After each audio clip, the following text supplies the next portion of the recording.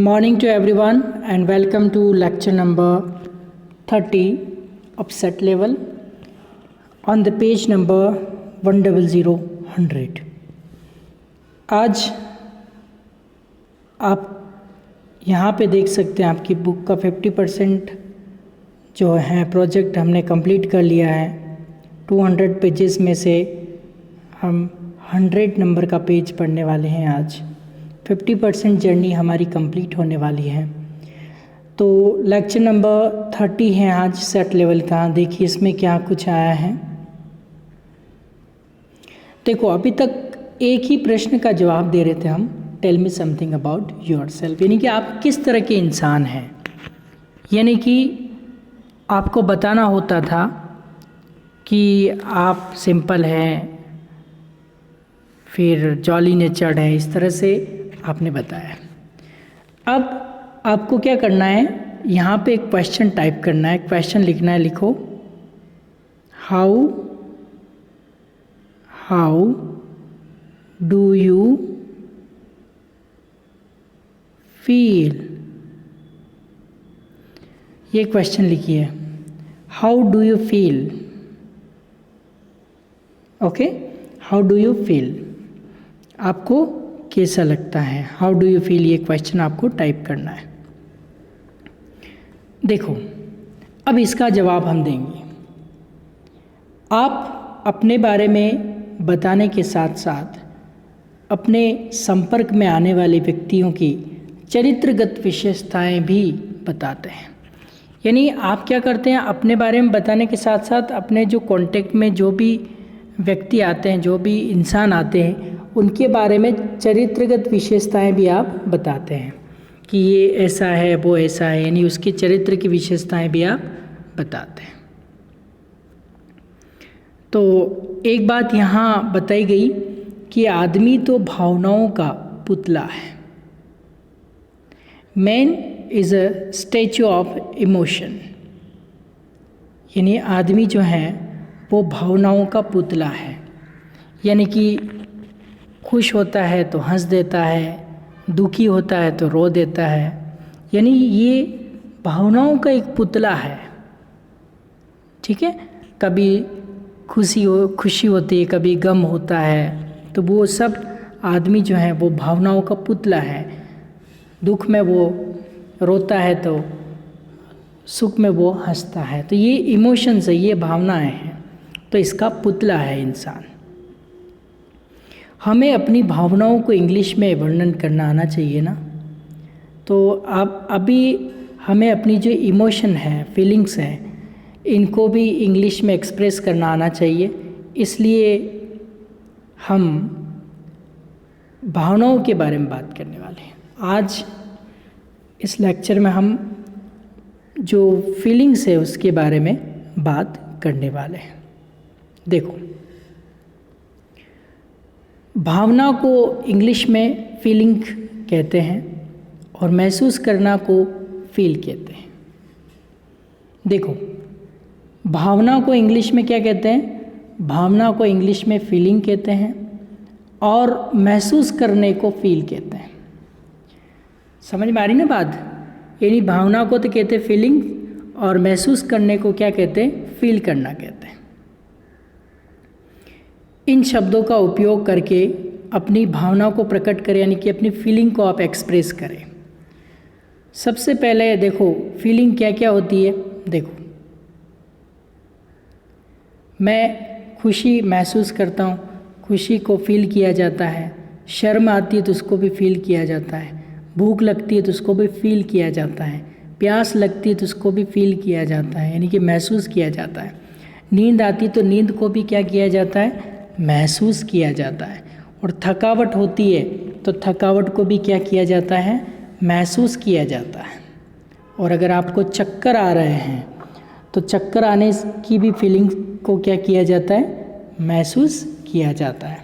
और बुखार आने वाला होता है तो बुखार आने वाली फीलिंग को भी क्या एक फीलिंग्स आती है, उसको हम फील करते हैं, यानी कि उसको महसूस करते हैं। तो ये जो कुछ भी है, खुशी हो, शर्म हो, भूख हो, प्यास हो, नींद हो, थकावट हो, चक्कर हो, बुखार हो, ये सारी फीलिंग्स हैं। क्या क्या फीलिंग्स हैं? खुशी, शर्म, भूख, प्यास, नींद, थकावट, चक्कर और बुखार, ये सारी फीलिंग्स हैं। ओके, तो इसमें आपको फर्स्ट फॉर्म अप्लाई करना है। जैसे आपको अगर कहना है मैं खुशी महसूस करता हूँ, तो आई फील करके और बयां करना है। तो फीलिंग्स कैसे बोलनी है? सब में आपको आई फील तो बोलना ही बोलना है। समझ में आया? अब आप खुशी महसूस करते हैं तो हैप्पी, शर्म आती है तो शाय, भूख लगती है तो हंग्री, प्यास लगती है तो थ्रस्टी, नींद आ रही है तो स्लीपी, थकावट महसूस हो रही तो टायर्ड, चक्कर आ रहे हैं तो गिडी, और बुखार आने जैसा हो रहा था फेवरिश। ये सब क्या हो गई? फीलिंग्स हो गई। आई फील करके और आपको जोड़ देना है उसके आगे। समझ में आ रही बात? आई फील करके और उस फीलिंग्स को क्या करना है? आपको जोड़ देना है। तो अब यहाँ पे देखो, सबके साथ आपको आई फील जोड़ना है। जैसे पहला सेंटेंस है मैं खुशी महसूस करता हूँ, तो आप क्या बोलेंगे? आई फील हैप्पी। क्या बोलेंगे? आई फील हैप्पी। इसका मतलब क्या हुआ? मैं खुशी महसूस करता हूँ, यानी कि खुशी को महसूस किया जाता है, यानी कि एक तरह की क्या होती है? फीलिंग्स होती है, जो फीलिंग्स को हम बताते हैं। जैसे आई फील शाय, ये वाला जो सेंटेंस है, अब फीलिंग्स को आई फील शाय, अब तो शाइनेस क्या होती है? फीलिंग होगी। इसको भी शर्म, शाय का मतलब क्या होता है? शर्म। अब मुझे शर्म आती है तो शाय कम्स टू मी, ऐसा नहीं होगा। कई बार हम क्या करते हैं? अपने हिसाब से इंग्लिश बना देते हैं। तो अब मुझे शर्म आती है, शर्म को क्या किया जाता है? शर्म चल के थोड़ी ना आती, शर्म को महसूस किया जाता है। तो आई फील शाय, क्या बोलेंगे हम? आई फील शाय, यानी कि मुझे शर्म आती है। अगर आपको कहना मुझे भूख लगी है, तो आई फील तो जोड़ना ही है, और भूख को क्या कहते हैं? हंग्री, तो आई फील हंग्री हो जाएगा। बहुत ही आसान है। और अगर आपको प्यास लगी है, तो प्यास को क्या कहते हैं? आई फील थ्रस्टी। अब आई फील थ्रस्टी का मतलब क्या हुआ? मुझे प्यास लगी है। मुझे भूख लगी है तो आई फील हंग्री, और मुझे प्यास लगी है तो आई फील थ्रस्टी। बहुत ही आसान है, बहुत ही सिंपल है। क्लियर? अगर आपको कहना है मुझे नींद आ रही है, अगर आपको कहना है मुझे नींद आ रही है, तो नींद को क्या किया जाता है? महसूस किया जाता है। तो आई फील स्लीपी, क्या बोलेंगे? आई फील स्लीपी। और अगर आप कहना चाहते हैं कि मैं थकावट महसूस कर रहा हूँ, तो थकावट को भी क्या किया जाता है? फील किया जाता है, महसूस किया जाता है। तो अगर आप ये कहना चाहते हैं मैं थकावट महसूस कर रहा हूँ, है ना, तो आप इसको कैसे बोलेंगे? आई फील टायर्ड। क्या बोलेंगी? टायर्ड। तो टायर्ड यहाँ पे प्रोनाउंसिएशन भी सबके लिख रखी है, देखिए, happy, shy, hungry, thirsty, sleepy, tired, giddy, feverish, ये सारी फीलिंग्स यहाँ पे लिख रखी है। आई फील सब में आपको लगाना है। समझ में आ रही बात? ओके। तो आई feel tired, I feel tired का मतलब क्या हुआ? मैं थकावट महसूस कर रहा हूँ। अगर आपको कहना है मुझे चक्कर आ रहे हैं, अब चक्कर आते थोड़ी ना है कि चक्कर को फील किया जाता है, ऐसा लगता है पूरी दुनिया घूम रही है। तो चक्कर आ रहे हैं, तो मुझे चक्कर आ रहे हैं, तो क्या बोलेंगे? आई फील गिडी। तो गिडी का मतलब क्या होता है? चक्कर आना। ओके, आई फील गिडी, यानी कि मुझे चक्कर आ रहे हैं। और अगर आपको कहना है कि मुझे बुखार आने वाला है, अब ऐसा फील हो जाता है ना, या तो वीकनेस फील हो जाती है, या पूरा बॉडी जो होता है गरम गरम होने लगती है, हॉट होने लगती है। तो इस तरह से बुखार में क्या होता है? एक टेम्परेचर हमारा जो वो बढ़ जाता है। तो अगर आपको कहना है मुझे बुखार आने वाला है, तो आप किस तरह से कहेंगे? I feel feverish. क्या कहेंगे? I feel feverish. तो ये थे आपके फीलिंग्स, आप फीलिंग्स को बता सकते हो।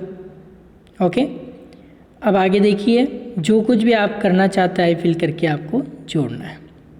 देखो यहाँ पे लिख रखा है, जो कुछ भी आप महसूस कर रहे हैं उसे आई फील करके और उसके साथ जोड़कर बयां करें। आई फील के बाद जो आप महसूस कर रहे हैं वो आपको बोल देना है। आई फील जैसे यहाँ पे बोला I feel happy, I feel shy, I feel hungry, I feel thirsty, I feel sleepy, I feel tired, I feel giddy, I feel feverish. तो ये हमने क्या किया, यहाँ पे एडिशन कर दिया। अगला एक लाइन और है इसमें, कभी कभी कुछ काम करने में हमारा मन नहीं लगता। ये तो आपके भी ना कभी कभी पढ़ाई करने में, लेक्चर देखने में मन नहीं लगता है ना। ये फीलिंग्स है, वीक फीलिंग्स कभी भी आ सकती है, अच्छी फीलिंग्स हो, बुरी फीलिंग्स हो, तो ये सारी फीलिंग्स ही तो है। तो देखो क्या कहा कि कभी कभी कुछ काम करने में हमारा मन नहीं लगता।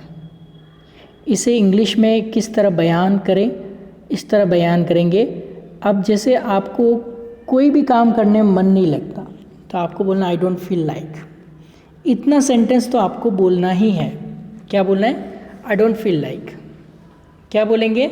आई डोंट फील लाइक। और उसके बाद आपको क्या करना है? आईएनजी वाली वर्ब लेनी है। आई डोंट फील लाइक इतना लेना है। फिर आप उसके बाद जब वर्ब बोलेंगे तो उस वर्ब में आईएनजी ऐड होना चाहिए। ठीक है? जैसे मैं कहूँ कि मेरे को पढ़ने का मन नहीं करता, तो I don't feel like studying. Studying यानी कि जो मैं वर्ब बोलूँगा वो वर्ब आईएनजी वाली रहेगी। स्टडिंग में आईएनजी जोड़ूंगा तो स्टडिंग बनेगा। तो I don't feel like studying, I don't feel like talking, I don't feel like speaking, I don't feel like writing, I don't feel like reading, I don't feel like going to market. इस तरह से आप क्या करते हैं कि आई don't feel like करके जो वर्ब बोलेंगे वो वर्ब कौन सी रहेगी? आईएनजी वाली ही वर्ब आपको बोलनी है, दूसरी वर्ब नहीं बोलनी है। कौन सी वर्ब बोलेंगे? उसके बाद आईएनजी वाली वर्ब आप बोलेंगे। तो देखो इतना तो आपको बोलना ही है, आई डोंट फील लाइक, और आईएनजी वाली वर्ब बोलेंगे। ओके, क्या बोलेंगे? I don't feel like. देखो जैसे यहाँ पे एक सेंटेंस है कि कुछ खाने को मन नहीं करता। देखो एक सेंटेंस है, कुछ खाने को मन नहीं करता, तो आपको आई डोंट फील लाइक यहाँ तक तो बोलना ही है। खाने को क्या कहते हैं? ईट में आईएनजी वाली वर्ब बोलनी, ईटिंग, और कुछ भी तो एनीथिंग। तो सेंटेंस क्या बना? देखो आई डोंट फील लाइक यहाँ तक तो आपको बोलना ही है, आई डोंट फील लाइक, और ईटिंग एनीथिंग यानी कुछ भी खाने को मन नहीं करता। और अगर आपको कहना है मेरा सब कुछ खाने को मन करता है तो डोंट हटा दो इसमें से। क्या करेंगे आप? इस डोंट को हटा देंगे तो क्या बनेगा? I feel like eating everything. आने दो, मुझे सब कुछ खाने को मन करता है, जो है वो लेके आ जाओ। तो डोंट हटा देंगे तो वो काम मना करने के लिए हो जाएगा, और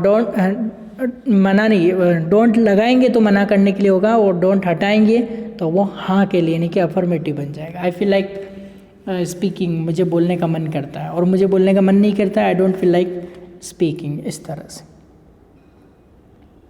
अगला जैसा मेरा किसी से भी बात करने को मन नहीं है तो I don't feel like talking to anybody. किस तरह से बोलेंगे? I don't feel like talking to anybody. इसका मतलब क्या हुआ? मेरा किसी से भी बात करने को मन नहीं है। आई डोंट फील लाइक यहाँ तक तो बोलना ही है। बात करने को क्या कहते हैं? टॉकिंग टू एनीबडी, किसी से भी। आगे समझ में? अगला, टीवी देखने को मन नहीं करता। अब देखो आई डोंट फील लाइक तो करना ही है। अब टीवी देखने को क्या कहते हैं? Watching TV. तो बस आई don't feel like watching TV. बस ये बहुत ही सिंपल बन गया sentence. I don't feel like watching TV, इसका मतलब टीवी देखने को मेरा मन नहीं करता। और अगर आपको कहना है मेरा टीवी देखने को मन करता है तो आप बोलेंगे I feel like watching TV. आया समझ में? तो बस ये बहुत ही सिंपल है, बहुत ही आसान है। तो जो काम आप नहीं करना चाहते उसे आई डोंट फील लाइक करके और बयान करें। क्लियर? एक और लास्ट पोर्शन इसमें आया है, और वो लास्ट पोर्शन है,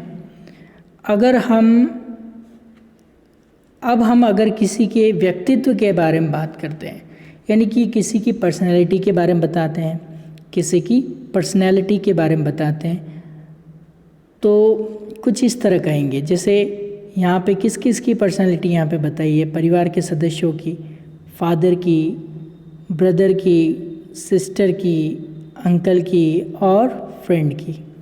5 लोगों की पर्सनैलिटी है। तो इन सब में एक चीज़ कॉमन है, जैसे यहाँ कहा my is very, my is very, my is very, my is very, my is. My यहाँ का father is very, my brother is very, my sister is very, my uncle is very, my friend is, इस तरह से।